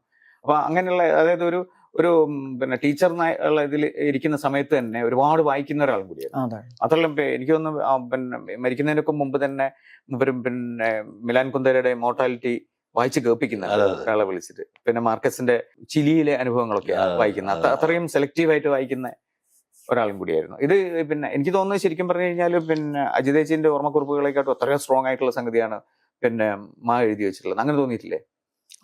അല്ലേ? ഒരു പൊളിറ്റിക്കലായിട്ടും എല്ലാ തരത്തിലും അത് ഇത്രയും ഒരു ശരിക്കും ജീവിതാനുഭവത്തിന്റെ ഒരു നീർവലിച്ചുള്ള ഒരു സംഗതിയാണ് അജിതേച്ചിന്റെ. ബോംബെയിലുള്ള അനുഭവം പോലെയല്ലല്ലോ കേരളത്തിലുള്ളത്. ബോംബെയിലുള്ള മാത്രമല്ല, കത്തുകളൊക്കെ തന്നെ വളരെ. പിന്നെ കമ്മ്യൂണിസ്റ്റ് പ്രസ്ഥാനത്തിൽ അക്കാലത്ത്, തുടക്കകാലത്തുള്ള കമ്മ്യൂണിസ്റ്റ് പ്രസ്ഥാനത്തിലെ ആൾക്കാരുടെയൊക്കെ അവരൊക്കെ കരകളഞ്ഞ കമ്മ്യൂണിസ്റ്റുകാരാണ് അവരൊക്കെ. അല്ല, ക്വിറ്റ് ഇന്ത്യ പ്രമേയം പാസ്സാക്കിയ ആസാദ് മൈതാനിയിലെ ബാലിക വളണ്ടിയർ ആയിരുന്നു അവിടെ കോൺഗ്രസിന്റെ. അതെ, ആദ്യം കോൺഗ്രസിന്റെ, പിന്നെയാണ് SFI ആവുന്നത്. ഈ പിന്നെ നമ്മളിപ്പം SFI അല്ല, സ്റ്റുഡൻസ് ഫെഡറേഷൻ. അതന്നെ SF എന്നാ പറയുന്നത്. ഈ പിന്നെ അജിബേട്ട എന്ന് പറഞ്ഞുകൊണ്ട് തുടങ്ങുന്ന, ഞാൻ പറഞ്ഞല്ലോ നേരത്തെ, മിലിറ്റന്റ് അഭിവാദ്യങ്ങൾ അല്ലെങ്കിൽ ചോപ്പന അഭിവാദ്യങ്ങൾ, വിപ്ലവ അഭിവാദ്യങ്ങൾ എന്നൊക്കെ പറഞ്ഞ് അവസാനിക്കുന്ന കത്തുകൾ, അത് പിന്നെയും വായിക്കുമ്പം, അതായത് ശരിക്കും പറഞ്ഞു കഴിഞ്ഞാൽ അജിതേച്ചിക്ക് അന്നുണ്ടായിരുന്ന പീക്കിംഗ് റേഡിയോയും പീക്കിംഗ് ന്യൂസും ഒക്കെ തന്നെ പറഞ്ഞ വസന്തത്തിലെ ഇടിമുഴക്കം എന്നൊക്കെ പറഞ്ഞ രണ്ടുപേരും ഒരേപോലെയാണ്, ഒരേ ഫ്രീക്വൻസിയിലാണ് ശരിക്കും അജിതേച്ചിയും മന്ദാകിനിയും ഒരേപോലെ ഉൾക്കൊള്ളുക. 2 പ്രായത്തിലുള്ള ആൾക്കാർ, ഇന്ത്യയിൽ വിപ്ലവം നടക്കും അല്ലെങ്കിൽ വിപ്ലവത്തിന്റെ ഇത് വയനാട്ടിലാണ് സംഭവിക്കാൻ പോകുന്നതെന്നൊക്കെ അല്ലേ. പിന്നെ തിരിഞ്ഞു നോക്കുന്ന സമയത്ത് ഒരുപക്ഷെ മന്ദാകിനി എഴുതിയിട്ടില്ലെങ്കിലും അങ്ങനെയൊന്നും സംഭവിക്കില്ല എന്നുള്ളത് കൃത്യമായിട്ട് തിരിച്ചറിയുന്നൊരു അവസ്ഥ ഉണ്ടായിട്ടുണ്ട്. എന്നാലും വലിയ പ്രതീക്ഷയോടുകൂടി തന്നെയാണ്, അതായത് സമൂഹത്തിൽ വലിയ പ്രതീക്ഷ. അതായത് ഇപ്പം ബാബരി മസ്ജിദ് തകർന്ന സമയത്ത് യാസർ അറാഫത്ത് ഒരു ഇസ്രായേലുമായിട്ട് ഒരു ഉടമ്പടി ഇതാക്കുന്ന സമയത്തൊക്കെ അവസാന കാലത്ത് മന്ദാകിനി എഴുതിയിട്ടുള്ള കുറിപ്പുകളുണ്ട്. അതൊക്കെ തന്നെ ഒരു എപ്പോഴും പൊളിറ്റിക്കൽ ജാഗരൂകതയോടുകൂടി ഇരുന്നിട്ടുള്ള ഒരു മനസ്സാണ് വ്യക്തിയാണ്. മന്ദാകിനിയുടേത്. എന്നാലും പിന്നെ നമുക്ക് ഒരു നഷ്ടബോധം അല്ലെങ്കിൽ ഇത് മന്ദാകിനിക്ക് ഉണ്ടായിട്ടുണ്ട്. എനിക്ക് തോന്നുന്നു പിന്നെ ഒരു കവിതയിൽ മരണത്തോട് ഒരു അന്ത്യശാസനം കൊടുക്കുന്നൊക്കെ ഉണ്ട്. അതായത് പിന്നെ ഒരു നിരാശയുടെ എന്തെങ്കിലും സംഗതികൾ അവസാന ഘട്ടത്തില് അതായത് പിന്നെ ഒന്നാമത് വിചാരിച്ച കുറെ നിരാശകൾ ജീവിതത്തിൽ ഉണ്ടായിട്ടുണ്ടല്ലോ. നമ്മൾ സമരമൊക്കെ എങ്ങനെയായി, പിന്നെ അതുകൊണ്ട് മാത്രല്ല ആരോഗ്യവും വളരെ പ്രശ്നമായി. 2 പ്രാവശ്യം സ്ട്രോക്ക് വന്നാണ് അമ്മയ്ക്ക്. അരമണിക്കൂറിനുള്ളിൽ ഹോസ്പിറ്റലിലെത്തി. സുരേഷ് എല്ലാരും കൂടി വന്ന് മരുന്ന് എന്തോ അരമണിക്കൂറിനുള്ളിൽ മരുന്ന് കൊടുക്കാണ്ടല്ലോ, അത് കൊടുത്തത് കൊണ്ടാണ് അമ്മ പിന്നെ പാരാലിസിസ് ഒന്നും ഇല്ലാണ്ട് കഴിഞ്ഞുകൂടിയത്. പക്ഷെ മാക്ക് ഓസ്റ്റിയോപൊറോസിസ് എന്നിട്ടൊരു എല്ല് പൊട്ടുന്ന ഒരു രോഗം ഉണ്ടല്ലോ, എല്ല് ബിസ്ക്കറ്റ് പോലെ ആവുന്ന ഒരു രോഗം, പെട്ടെന്ന് പൊടിഞ്ഞു പോകും. ആ രോഗം ഉണ്ടായിരുന്നു. പിന്നെ ചുമ ഉണ്ടായിരുന്നു, ബ്രോങ്കൈറ്റിസ്, ക്രോണിക് ബ്രോങ്കൈറ്റിസ് ഉണ്ടായിരുന്നു. ഇങ്ങനെ രോഗങ്ങൾ കൊണ്ട് കുറെ കഷ്ടപ്പെടുന്നു. അപ്പൊ പിന്നെ എനിക്കെങ്ങനെ പോയാൽ വേണ്ടിയില്ല എന്നുള്ളൊരിത് ഉണ്ടാവും. വേറെ നിരാശകളൊന്നും. പൊതുവിൽ ആനന്ദങ്ങളെ അഭിരമിക്കുന്ന ഒരാളാണ്. അപ്പൊ കർക്കിടകത്തിൽ ഞാൻ ആ കവിതയിലുണ്ട്, കർക്കിടകത്തിൽ കടലിങ്ങനെ അടിക്കില്ലേ, അത് കാണണം. സമുദ്രനാഥ എന്ന് പറഞ്ഞൊരു കവിതയില്ലേ അല്ലേ? കടലിനോട് ഭയങ്കര ഇഷ്ടമായിരുന്നു. കടൽ ഭയങ്കര ഇഷ്ടമായിരുന്നു. ആ കടപ്പുറത്തല്ലേ ഗുജറാത്തി സ്കൂള്, അപ്പൊ നിരന്തരം കടലിനെ സംബന്ധിച്ച ആളാണ് ഞാൻ. അതിഭീകരമായ കർക്കിടക, കടലടിക്കുന്നു, കടൽ പോകരുത് എന്നൊക്കെ പറയുമ്പോ മാനായിട്ട് കാറ് പോവും. മാക്ക് ആ കടല് കാണാൻ ഭയങ്കര ഇഷ്ടമാണ്. ഈ പിന്നെ അവസാന കാലത്തും അതായത് നമ്മള് പിന്നെ വളരെയധികം ഓടി നടക്കാൻ ആഗ്രഹിച്ചിട്ടുള്ള, വളരെ ആക്റ്റീവായിട്ട് ഇരിക്കാനും ഫംഗ്ഷൻ ചെയ്യാൻ ആഗ്രഹിച്ചിട്ടുള്ള ഒരു ആളാണ് അമ്മ. അപ്പൊ പിന്നെ ഈ നമ്മുടെ IFFK ഒക്കെ വന്നതിന് ശേഷവും അവിടെ എനിക്ക് തോന്നുന്നു 1, 2, 3 IFFK അല്ലേ, അത് വരാൻ പറ്റിയപ്പോഴെല്ലാം ആരോഗ്യം അനുവദിച്ചപ്പോഴെല്ലാം പോയിട്ടുണ്ട്. അതുപോലെ പിന്നെ കലാമണ്ഡലത്തിലേക്കുള്ള യാത്രകളും ഇതൊക്കെ ആയിട്ട് എന്തെങ്കിലും ഓർമ്മിക്കാൻ പറ്റുന്നുണ്ടോ? കലാമണ്ഡലത്തിൽ ഞാൻ നേരത്തെ പറഞ്ഞതുപോലെയാണ് ഉസ്താദ് എല്ലാരെയൊക്കെയും അത് കേട്ടപ്പോൾ തന്നെ ജുഗൽബന്ദി, ആ ജുഗൽബന്ദിക്ക് ഞാൻ മാന കൊണ്ടുപോയി. ഞാനെൻ്റെ കോഴിക്കോട് പലരും ഉണ്ട്. അന്ന് ഇതേമാതിരി ഇതില്ല, എനിക്ക് അങ്ങനെ കാറൊന്നും ഇല്ലല്ലോ, ട്രെയിൻ തന്നെ പോകണം. ട്രെയിനിൽ അങ്ങോട്ട് പോയി അവിടെ നിന്ന് പരിപാടി കഴിഞ്ഞ് വരുമ്പോൾ രാത്രി അർദ്ധരാത്രി ആയിരുന്നു. മാനെ ബാത്റൂമിന്റെ അടുത്ത് നിലത്തിരുത്തി സെക്യൂരിറ്റി, അത്രമാത്രം തിരക്കായിരുന്നു. അതെന്റെ ജീവിതത്തിലെ, കാരണം ഒരു സ്ത്രീ ഇത്ര വയസ്സായ ഒരാള് ഇങ്ങനെ ബുദ്ധിമുട്ടുന്നത് കാണുമ്പോഴുള്ള ഒരു ഇതുണ്ടല്ലോ, അത് ഭയങ്കര. കല എങ്ങനെയാണ് ആളുകളെ ഊർജ്ജസ്വലമാക്കുന്നതും പെയിൻ ഏറ്റെടുക്കാൻ പ്രേരിപ്പിക്കുന്നതും എന്ന് പറയുന്ന ഒരു പാഠമുണ്ടല്ലോ. ആ പാഠം എനിക്ക് കിട്ടിയ ഒരു സന്ദർഭം അതാണ്. ഈ പിന്നെ യാക്കൂബ് പിന്നെ മന്ദാകിനിയൊക്കെ എങ്ങനെയാ ഡിസ്കഷൻസ്, അതായത് ഇപ്പൊ രാഷ്ട്രീയം ചർച്ച ചെയ്യോ വീടുകളിൽ? എങ്ങനെയായിരുന്നു? അതാത് ദൈനംദിന സംഭവങ്ങളിൽ ഞാൻ പറഞ്ഞില്ലേ, ആ ഡിസംബർ ബാബരി മസ്ജിദ് പൊളിച്ചത് അത്രമേൽ ഷോക്കഡായിരുന്നു. അത് നശിച്ചു എന്ന് പറഞ്ഞിട്ട് ഭയങ്കര ഭ്രാന്തായമായിട്ടുണ്ട്. കാരണം ഒരു പൊളിറ്റിക്കൽ ഇഷ്യൂവിന് അന്ന് അങ്ങനെ ഭ്രാന്താവുക എന്ന് പറഞ്ഞാൽ അപൂർവമായ ഭ്രാന്ത് എന്ന് പറഞ്ഞാൽ അത്രമേൽ ഷോക്കഡായിരുന്നു. ഇന്ത്യ തകരുകയാണ് എന്നുള്ള പോയിന്റ് ഓഫ് വ്യൂവിൽ. പിന്നെ ഈ ഒരു സ്ഥലത്ത് അജിതേച്ചി എഴുതുന്നുണ്ട്, അതായത് എനിക്ക് പരലോകത്തിൽ വിശ്വാസമൊന്നുമില്ല, എന്നാലും ഞാനിപ്പോഴും ആകാശത്തിരുന്ന് എന്നെ നോക്കുന്നുണ്ടെന്ന് എനിക്ക് തോന്നാറുണ്ട്. അതെന്താണ് അതിന്റെ ഒരു വൈകാരിക സന്ദർഭം എന്താണ്? അങ്ങനെ അല്ല, എൻ്റെ ജീവിതം എങ്ങനെ പോണു എന്നുള്ളത് വീക്ഷിക്കുന്നുണ്ട് എന്നുള്ള ഒരു വിശ്വാസം മനസ്സിൽ. അത് ജീവിതത്തിൽ എന്തെങ്കിലും ഒരു ടെൻഷൻസ് ഒക്കെ വരുമല്ലോ, അപ്പോഴാണ് ഓർമ്മ വരിക. അപ്പൊ പെട്ടെന്ന് ഓർക്കും, ഇല്ലല്ലോ അപ്പൊ എന്നിങ്ങനെ ഒരു കുടച്ചിൽ വരും. ഇപ്പൊ 100ാമത്തെ ജന്മവാർഷികത്തില് മാനെ പ്ലേസ് ചെയ്യുന്ന എങ്ങനെയായിരിക്കും യാക്കൂബിന്റെ മനസ്സ്? എൻ്റെ മനസ്സ് ദൈവമായിരുന്നു എനിക്ക്. അങ്ങനെ അതെല്ലാം കൂടിയാണത്. എൻ്റെ ബാപ്പ മരിച്ചു. സാധാരണ മുസ്ലിം സ്ത്രീകളെ കാണാൻ പാടില്ല. ഞാനൊന്നും തിരുവനന്തപുരത്താണ്. ബാപ്പ മരിച്ചപ്പോൾ മാമ വിളിച്ചു പറഞ്ഞു, ലോഡ്ജിലേക്ക് വിളിച്ചു പറഞ്ഞു, മാ പോയി. സാധാരണ മുസ്ലിം സ്ത്രീകൾ എൻ്റെ ഉമ്മ വെക്കൂല. ഉമ്മ എൻ്റെ ബാപ്പയ്ക്ക് എൻ്റെ നെറ്റി ഒരു ഉമ്മ കൊടുത്തു. അതവിടെ അതിഭയങ്കര. അത് ഒരിക്കലും ഒരു ഹിന്ദു സ്ത്രീ അങ്ങനെ എക്സ്പെക്ട് ചെയ്യുന്നില്ല, മനസ്സിലാകുന്നില്ല. അതും വീട്ടിൽ എല്ലാവരും ഉണ്ടാവില്ലേ, യാഥാസ്ഥിതരുണ്ട്, സാരില്ല എന്ന് പറയുന്നവരുണ്ട്. ഞാൻ എത്ര മുമ്പാണ് ഈ ഈവന്റ്. അപ്പം അങ്ങനത്തെ ഒരാളാണ്. ഒരു എല്ലാ അതിരുകളെയും സാധ്യമാവും വിധം ഭേദിക്കുന്ന ഈ മുസ്ലിം ഡെഡ് ബോഡി തൊടുന്നല്ലേ, കാണാൻ തന്നെ സ്ത്രീയൊക്കെ തന്നെ കാണാൻ പാടില്ല. ആണുങ്ങളത്. അതെ അതെ. ആ ഘട്ടത്തിൽ ആ വിശ്വാസം ഉള്ളപ്പോഴാണ് നെറ്റി പോയിട്ട് ഒരുമ കൊടുക്കുന്നത്. അത് ഭയങ്കര ആ സ്പിരിറ്റ്. പിന്നെ വേറൊന്ന്, അജിതന്റെ രാഷ്ട്രീയ രൂപീകരണത്തിനെ പറ്റി പറഞ്ഞാൽ വെൽ നോൺ ആയ കഥ KMS വായനശാല എന്ന് പറഞ്ഞിട്ട് ഒരു വായനശാല ഉണ്ടായിരുന്നു, കുന്നിക്കൽ മാധവൻ സ്മാരക വായനശാല. അത് എവിടെ? ഫ്രാൻസിസ് റോഡിൽ വലിയ വായനശാല. അത് പൊളിറ്റിക്കൽ ആയിട്ട് ഞാനും മാർക്സിസം ഇംഗ്ലീഷ് വേണ്ടത്ര അറിയാത്ത കാലത്ത്, ഇപ്പോഴും അറിയുന്നല്ല, വായിച്ചാൽ മനസ്സിലാവുന്ന കാലമാണ്. പണ്ട് വായിച്ചാൽ മനസ്സിലാവില്ലല്ലോ ചെറുപ്പത്തിലല്ലേ. RSPക്ക് പറയാനുള്ളത് ഇതെല്ലാം പറഞ്ഞിട്ട് അമ്മാരി ലഘുലേഖകളും അങ്ങനെയുള്ളവരാണ് പറഞ്ഞു കേട്ടിട്ടുള്ളത്. പറഞ്ഞാണ് അവിടെ അജിതനായിട്ട് പോയിട്ട് പത്രം, പിറ്റേത്തെ പത്രം ഇങ്ങനെ അട്ടി വെക്കില്ലേ, പത്രത്ത് പോലെ അജിത കിടത്തി കിടന്നു ചെറിയ മീറ്റിംഗ്സിലൊക്കെ പോകും. അത് വീട്ടില് ഇങ്ങനെ പോകുന്നതൊക്കെ ഭയങ്കര പ്രശ്നമാണ് അവിടെ. പെണ്ണുങ്ങള് വീടിന്റെ പുറത്തിറങ്ങുന്ന തന്നെ അത്ഭുതമാണ്. ഇനി പുറത്തിറങ്ങിയ ദിവസം ആണുങ്ങളെ കൂടെ മിക്സ് ചെയ്തിട്ട് ഫസ്റ്റില് വരുമ്പോ നാരായണൻ കല്യാണം കഴിച്ച പെണ്ണിനെ കാണാൻ വേണ്ടിയിട്ട് റോഡ് മുതൽ ആളുകൾ ഇങ്ങനെ ക്യൂ നിന്നിരുന്നു. റെയിൽവേ സ്റ്റേഷനും വരുമ്പോ അന്ന് ഇതും ഒരു ഇതാണല്ലോ. അപ്പൊ മാനെ കാണാന് മാക്ക് മനസ്സിലാവണ്ട, ചുറ്റിങ്ങനെ ആളുകള് അല്ല, ആൾക്കാരിങ്ങനെ സ്വർണ്ണം എന്തൊക്കെയാണ് നോക്കണത്. അത് സ്വർണ്ണമില്ല. പെണ്ണ് കടന്നു വരുന്നത് ഒരു കുട്ടിയായിട്ട്. അല്ല, അത് മാത്രല്ല, ഒരു കാര്യം കൂടി പറയാനുണ്ടായി. മാന്റെ അല്ല അച്ഛന്റെ ഏടത്തിമാരും അനിയത്തിയും എല്ലാം കൂടി ഒരു ദിവസം അച്ഛനെ വന്ന ഉടനെയാണ് നാരായണ ഒരു കാര്യം പറയാണ്ടെന്ന് പറഞ്ഞിട്ട് വിളിച്ച്, ഇങ്ങനെ എല്ലാരും കൂടി അവിടെ ഇരിക്കുക. മന്ദന് ഒരു താലി കെട്ടിക്കണം എന്ന് പറഞ്ഞു. നീ കല്യാണം കഴിച്ചാൽ നാട്ടുകാർക്ക് അറിയണ്ടേ. അപ്പൊ അച്ഛൻ പറഞ്ഞ്, നിങ്ങൾക്ക് അംഗീകരിക്കാൻ പറ്റിയെങ്കിൽ അംഗീകരിച്ചാൽ മതി, എന്താ എന്റെ ഭാര്യയാണ്, അതിന് യാതൊരു വ്യത്യാസവും ഇല്ല, അത് താലി കിട്ടിയാലും ഇല്ലെങ്കിലും എന്ന് പറഞ്ഞ അച്ഛനും കൊണ്ടുപോകുന്നു. താലിയൊന്നും കിട്ടിയിട്ടില്ല. അവര് ഈ പറഞ്ഞ ലിവിങ് ടുഗദർ.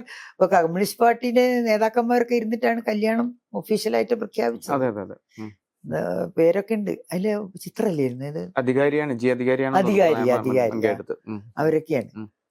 അപ്പൊ അതാണ് അവരെ സംബന്ധിച്ച കല്യാണം. അവർക്കത് മതി. ഇവിടെ വന്നപ്പോ താലി കെട്ടായിട്ട് ഒരുപാട് സംഘർഷങ്ങളിലൂടെ പോയ ആളാണ് എന്നുള്ളത് അതെനിക്ക് യാതൊരു സംശയമില്ല. ആദ്യഘട്ടത്തിലൊക്കെ ചെറിയതായിരിക്കുമ്പോൾ ഒരുപാട് ടെൻഷൻസ് ആയിട്ട് സ്കൂളിൽ നിന്നൊക്കെ ഇങ്ങനെ വരുന്ന സമയത്ത് എൻ്റെ കുറ്റങ്ങൾ ഇങ്ങനെ വലിയമ്മയൊക്കെ അജി അത് ചെയ്ത് മറ്റേത്. അപ്പോൾ അത് കേൾക്കുമ്പോൾ പിടിച്ചിട്ട് അടിക്കും എന്നെ. പിടിച്ചിട്ട് പിന്നെ രാത്രിയാകുമ്പോൾ എന്നെ കെട്ടിപ്പിടിച്ച് കരയും, കുറേ കരയും. എന്താ മോളെ നീ ഇങ്ങനെ എന്നൊക്കെ പറഞ്ഞിട്ട്. അതെനിക്കറിയില്ലല്ലോ മാക്ക് ടെൻഷൻ കൊണ്ടാന്ന്. അങ്ങനെ ഒന്നും ഇങ്ങനെ അടിക്കുന്നതുകൊണ്ട് എനിക്ക് ദേഷ്യമാണ്. ഇത് വീട്ടുകാരിങ്ങനെ സ്ക്രൂ കയറ്റും. ഇവർക്ക് ഇഷ്ടമല്ലല്ലോ മാനെ. അപ്പൊ എന്നെ മാക്കെതിരായിട്ട് പ്രവർത്തിക്കാൻ വേണ്ടിയിട്ടുള്ള സ്ക്രൂ കയറ്റലിന്റെ ഒരു പരിപാടി ഉണ്ടായിരുന്നു. അതിപ്പോ അത് അവരുടെയും കുറ്റമല്ലെന്ന് എനിക്ക് തോന്നുന്നത്. കാരണം അവര് വളർന്ന് ജനിച്ച വളർന്ന രീതിയല്ല ഇത്. അവർക്കത് ദഹിക്കുന്നില്ല. അതുകൊണ്ടാണ് അങ്ങനെ എന്നെ അങ്ങനെ അകറ്റാൻ ശ്രമിച്ചതും പിന്നെ അച്ഛൻ്റെ ഭാഗത്തുനിന്നുണ്ടായതൊക്കെ മാക്ക് ഒരുപാട് ഇവിടെ പിടിച്ചു നിൽക്കാൻ ഒരുപാട് ടെൻഷൻസ് മാ അനുഭവിച്ചിട്ടുണ്ട്. പക്ഷെ അതൊക്കെ മാ മറികടന്നു. പിന്നെ ഹെർമൻ ഹെസ്സന്റെ നോവലില്ലേ സിദ്ധാർത്ഥ, അതുമാതിരി കുന്തിക്കുന്നവരാണ്. ഭയങ്കര വിപ്ലവകാരി, ഭയങ്കര ഇത്. പിന്നെ ജീർണിച്ച ഒരു ജീവിതം, ജീർണിച്ചത് തന്നെ അക്ഷരാർത്ഥത്തിന് ജീർണിച്ചു. പിന്നെ അതിൻ്റെ ഒന്നും വിമുക്തമായിട്ട് നിസ്വനായിട്ട് അങ്ങനെയാണ് മൂപ്പര കഥ. ശരിക്ക് സിഗരറ്റ് ത്രൂ കോൺസ്റ്റന്റ് ഭയങ്കര മനസ്സിലായോ? ആദ്യം ഭയങ്കര കമ്മ്യൂണിസ്റ്റ്, പിന്നെ ഒരു ജീർണിച്ച ഒരു ജീവിതത്തിന്റെ ഒരു കാലം, പിന്നെയും കമ്മ്യൂണിസ്റ്റ്. ഈ ജീർണിച്ചെന്ന് പറയുന്നത് നിങ്ങൾ പിന്നെ മദ്യപിക്കുന്നതുകൊണ്ടാണോ? അല്ലല്ല, മദ്യപിക്കുന്നത് അല്ല മൂപ്പര് കള്ളക്കടത്തുകാരായിട്ടുള്ള രോഗിയോ പിന്നെ കറുത്ത പൊന്ന് എന്നുള്ള അല്ല കറുത്ത പൊന്നാണോ അറബി പൊന്ന് അറബി പെണ്ണ് അതില് മാന്റെ അല്ല അച്ഛന്റെ ഒരു ക്യാരക്ടർ ഉണ്ടായിരുന്നു എന്നാ പറയുന്നത്. അതായത് അങ്ങനെയുണ്ട്. അതായത് മൂപ്പര് ജിഫ്രി എന്ന് പറഞ്ഞിട്ട് തങ്ങൾ ജെഫ്രി തങ്ങൾ ജിഫ്രി തങ്ങളാണ് മൂപ്പരെ വേനേറെ. മൂപ്പരിക്ക് ഇതെല്ലാം പാടായത് ഏർപ്പാട് മനസ്സിലായി. പിന്നെ കോസ്മോലെ സ്ഥിരം മെമ്പറാണ്. അപ്പൊ റിലീറ്റ് ആയിട്ടുള്ള മൂപ്പരിക്ക് അക്കാലത്ത് കാറുണ്ടായിരുന്നു, ഫോക്സ് വാഗൻ ജർമ്മൻ കാറില്ലേ ഇപ്പോഴുള്ള. അതായത് ആ മൂപ്പരുടെ ജീർണതയുടെ കാലം എന്ന് പറയുന്ന കാലത്ത് കാറ് അതെല്ലാം അനുഭവിച്ചിട്ടുള്ള ഇതുണ്ടാവില്ല ബുദ്ധിമുട്ട് മാക്കുണ്ടായിട്ടുള്ള. അതാ പറയണ ഈ അടിക്കും എന്ന് പറയുന്നതിന്റെ കഷ്ടമില്ലേ. അന്ന് ആ ഘട്ടമല്ല അത്, അന്നൊന്നും മാ അടിച്ചില്ല. അന്ന് മാ ഭയങ്കരമായിട്ട് വിഷമിച്ചിട്ടുണ്ട്. അങ്ങനെയാണ് മൂപ്പര് BEd പോയത്. കുറച്ച് വിട്ടു നിൽക്കാൻ വേണ്ടി തന്നെ പോയതായിരിക്കും. BEd പോയതിന് ഒരു കഥ ഉണ്ടല്ലോ, ഇവിടുന്ന് പോയിട്ട് വിട്ടു പോയിട്ടല്ലേ പോയത്. അത് വലിയ കഥ. ഒരു വർഷം ബോംബെയില് അല്ല ഇവിടെ പഠിക്കാൻ ജോയിൻ ചെയ്തു. ആ ഉച്ചാരണം ശരിയല്ല എന്ന് പറഞ്ഞിട്ട് പ്രൊഫസർമാരുടെ ആൾക്കാർ ഇംഗ്ലീഷ് പറയുന്നത് മാക്ക് തീരെ ഇഷ്ടമായില്ല. മലയാളത്തിന് കൂടുതൽ ഇംഗ്ലീഷില് മലയാളിത്തം, അത് ഇംഗ്ലീഷ് അല്ല. ഇംഗ്ലീഷ് പഠിപ്പിക്കുന്ന മലയാളത്തിലാ. അതുകൊണ്ട് അതുകൊണ്ട് BEd പഠിക്കാൻ ബോംബെയിലൊക്കെ. പക്ഷെ ഇതൊക്കെ ആണെങ്കിൽ ഞാൻ പറഞ്ഞില്ലേ അച്ഛൻ മാനെ ചീത്ത പറയുന്നത് ഞാൻ കേട്ടിട്ടില്ല. പിന്നെ വേറെ കുന്നിക്കുന്നാരാണ്ട് ഞാനുണ്ട് ഇവിടെ മെഡിക്കൽ കോളേജിൽ. ഇപ്പൊ ബോംബെ നിന്ന് വരികയാണ്. ഫസ്റ്റില് മരിക്കാൻ പിറ്റേന്നാ മരിച്ചതില്ലേ വന്നതിന്റെ മായുടെ അമ്മേന്റെ ഇതിന് പോയതായിരുന്നു. അതെ മാന്റെ അമ്മ അച്ഛന് സുഖമില്ലാതിരിക്കുമ്പോഴാണ് അമ്മമ്മ മരിക്കാറായിട്ടുണ്ട് പറഞ്ഞിട്ട് അമ്മ വിളിച്ചത്. അപ്പൊ ഞങ്ങള് വിചാരിച്ചു 2-3 ദിവസം കൊണ്ട് അമ്മമ്മയുടെ കാര്യം കഴിഞ്ഞാൽ അമ്മയ്ക്ക് കൊണ്ട് പോരാലോ എന്ന് വെച്ച് അങ്ങോട്ട് പോയപ്പോഴേ അമ്മമ്മ സുഖമായി. കാരണം അമ്മയ്ക്ക് ആയുർവേദ മരുന്നുകളെ കഴിക്കാറുള്ളൂ, ഇംഗ്ലീഷ് മരുന്നൊന്നും കഴിക്കുന്നില്ല. മാ ചെന്നപ്പോ ചീത്ത പറഞ്ഞ് അമ്മമ്മേനെ കൊണ്ട് ഇംഗ്ലീഷ് മരുന്ന് കഴിപ്പിച്ചു. അപ്പൊ അസുഖം മാറി. പിന്നെ 5 കൊല്ലം ജീവിച്ച അമ്മമ്മ. അപ്പം പിന്നെ മാ കിട്ടു പോരാൻ പറ്റാണ്ടായി. അമ്മമ്മേനെ നോക്കാൻ ഒരാൾ വേണ്ടേ. അങ്ങനെയാണ് 2 മാസം അവിടെ നിൽക്കുമ്പോഴാണ് അച്ഛന് സീരിയസ് ആണെന്ന് പറഞ്ഞിട്ട് ഇങ്ങനെ ഹോസ്പിറ്റലിലേക്ക് ഇങ്ങനെ കടന്നു വരികയാണ്. KN കാണാണ്. അപ്പം ആദ്യം പറയണ മാ എന്താ അറിയോ, കുന്നിക്കുന്നവരാണ്, നമുക്ക് തലശ്ശേരി പുലിപ്പള്ളി ഇനിയും നടത്തണ്ട്. അത് എന്റെ മുന്നിൽ പറഞ്ഞത്. ഒന്ന് ഉഷാറാക്കാൻ വേണ്ടി പറഞ്ഞത്. അത് ഭയങ്കര പുറത്തല്ലേ. മാ പക്ഷെ കരഞ്ഞിട്ടില്ല കേട്ടോ, അച്ഛൻ മരിച്ചിട്ട് കരഞ്ഞിട്ടില്ല. ഞാൻ കുറെ നേരം കരയാണ്ടൊക്കെ പിടിച്ചു നിന്നു. അവസാനം എനിക്ക് അച്ഛൻ്റെ ബോഡി കൊണ്ടുപോകണപ്പോഴേക്ക് പൊട്ടിപ്പോയി. അച്ഛനാണെങ്കിൽ ബോഡീൻ്റെ നേരെ ആശുപത്രിയിൽ നേരെ ശ്മശാനത്തിലേക്ക് കൊണ്ടുപോയാൽ മതി, വീട്ടിൽ കൊണ്ടുപോകണ്ട, ആർക്കും കാണിച്ചു കൊടുക്കണ്ട എന്നൊക്കെ പറഞ്ഞിട്ട് ആണ്. അപ്പം എന്നോടത് പറഞ്ഞപ്പോൾ ഞാൻ ഡോക്ടർ ഇങ്ങനെയൊക്കെ അച്ഛൻ പറയണത്, അച്ഛൻ എന്താ മരിക്കാൻ പോവുകയാണോ എന്നൊക്കെ പറഞ്ഞു. ഡോക്ടർ ഞാൻ വിഷമിക്കേണ്ട, അതൊക്കെ തോന്നിയിട്ടുണ്ടാവും.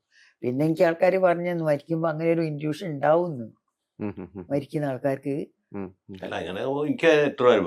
എന്നിട്ട് പിന്നെ റീത്ത് വെക്കാൻ സമ്മതിക്കരുത് ഒരാളെ എന്നൊക്കെ പറഞ്ഞിട്ട്. അപ്പൊ അതുപോലെ തന്നെ ഞങ്ങൾ ചെയ്തത്. റീത്തൊന്നും വെക്കാനൊന്നും ചെയ്യില്ല, പക്ഷെ വീട്ടിൽ കൊണ്ടുപോയി എല്ലാവരുടെയും റിക്വസ്റ്റ് പ്രകാരം. അപ്പോഴേക്ക് ഇവരൊക്കെ നന്നായല്ലോ. പിന്നെ ഈ മായുടെ പിന്നെ അവസാന ഇതെങ്ങനെയായിരുന്നു?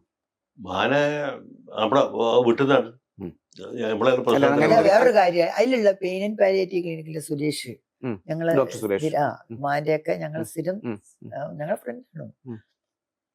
അപ്പൊ മാനെ ആശുപത്രി കൊണ്ടുപോകണോ വേണ്ടിയോ എന്ന് ചോദിച്ചപ്പം സുരേഷ് പറഞ്ഞു ഇനി കൊണ്ടുപോകേണ്ട ആവശ്യമില്ല, ഈ വെന്റിലേറ്റർ ഇട്ട് നമ്മളെ ആരും കാണാൻ സമ്മതിക്കാതെ ഇങ്ങനെ ഇട്ടേക്കില്ല ചെയ്യാ. മരിക്കുന്ന എപ്പോഴൊന്നും അറിയില്ല, മരിക്കുന്നത് എപ്പോഴാന്നും അറിയില്ല. അവിടെ എപ്പോഴോ മരിച്ചിട്ടുണ്ടാവും, പിന്നെയും വെന്റിലേറ്റർ ഇട്ടിട്ട് ആളെങ്ങനെ വെച്ചിട്ടുണ്ട്. അല്ല സുരേഷിന്റെ ഒക്കെ ഇപ്പോഴുള്ള അവരുടെയൊക്കെ ഇപ്പോഴുള്ള സിദ്ധാന്തം എന്താ വെച്ചാലും പ്രായമായാലും മരണം അടുത്തിട്ടുണ്ടെങ്കിൽ അവരെ വീട്ടിൽ വെക്കുന്ന നല്ലതെന്ന് വീട്ടുകാരെ. അല്ല ഇങ്ങനെ എന്തെങ്കിലും ഈ താല്പര്യങ്ങൾ വെജിറ്റബിൾ പറഞ്ഞിരുന്നോ? അതായത് പിന്നെ ഇപ്പം ഇല്ല. കുന്നിക്കൽ പറഞ്ഞ പോലെ ഇല്ല ഇല്ല അതായത് എന്നെ ഇങ്ങനെ ഇല്ല അല്ല അത് പിന്നെ കുന്നിക്കൽ പറഞ്ഞ പോലെ തന്നെയാ മാക്കും വേണ്ടത്. ഉം, മാക്ക ഒരു കാര്യം പറയുന്നു, ഇലക്ട്രിക് ശ്മശാനത്തിൽ ഇതാക്കണമെന്ന്, ഉം, ഉം, ഉം. പിന്നെ കൊണ്ടുപോകണം തന്നെ. എന്താ അങ്ങനെ? ആ പൊടിയാവുമല്ലോ, പിന്നെ ഒന്നും അറിയണ്ടല്ലോ. ഉം, ഉം, ഏ പക്ഷെ എല്ലാം പ്രശ്നം കില്ലും എന്താ അറിയോ, ഉം, ഉം, അന്ന് ഇലക്ട്രിക് ശ്മശാനം വർക്ക് ചെയ്യുന്നില്ലായിരുന്നു, കേടായിരുന്നു അതൊന്നും കേടായിരുന്നു. ഉം, ഉം, ഉം, മേയറൊക്കെ വന്ന്, മേയറോട് പറഞ്ഞിട്ട് എന്ത് കാര്യം, ഉം, ഉം, ശ്മശാനം ഇല്ല. ഉം, ഉം. അങ്ങനെ ഉം. വേറെ മാക്ക് റിച്വൽസ് ഒന്നും വേണ്ട എന്നുള്ള കാര്യത്തില് മാക്ക് ഒരു ഒന്നും സംശയം ചെയ്തിട്ടുമില്ല, ഉം, ഉം, ഉം, കുളിപ്പിച്ചിട്ടില്ല. ഉം, ഉം, ഉം. അല്ല, മാനെ കുളിപ്പിച്ച് കിടത്തി ഉടനെയാ മരിച്ചത്. ആ. അങ്ങനെ ഒരു കാര്യമുണ്ട്. ഉം, കുളിപ്പിക്കല്ല, നമ്മൾ ദേഹം തുടച്ചിട്ട് ഉം. വൃത്തിയാക്കി ഉം. കിടന്നതിന് ശേഷമാണ് മാങ്ങ ചെരിഞ്ഞു പോയത്. ഉം, ഉം, ഉം, ഉം. അപ്പൊ പിന്നെ വേറെ കുളിപ്പിക്കേണ്ട ആവശ്യമില്ല. ഉം. അല്ലെങ്കിൽ കുളിപ്പിക്കൽ അതൊക്കെ ഒരു അതെ ചടങ്ങല്ല. അതെ അതെ. ഉം, ചടങ്ങിൽ ഞങ്ങൾ വിശ്വസിക്കുന്നില്ല. ഉം, ഉം.